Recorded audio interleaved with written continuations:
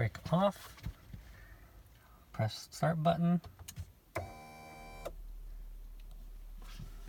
Try it again. Pressing brake. Press start button. Nothing.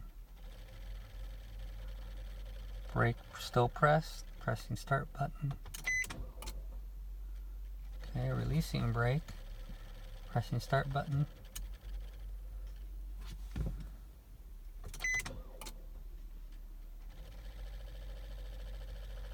Pressing start button again.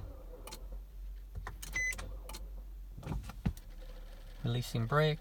Pressing start button. Key ID incorrect. Okay, place key near the switch. Okay. Alright, so I guess it senses it. Push brake. Push the brake. Pressing. Still nothing. Key ID incorrect. Okay. Brake. Nothing. Alright, that's it. Pressing start button.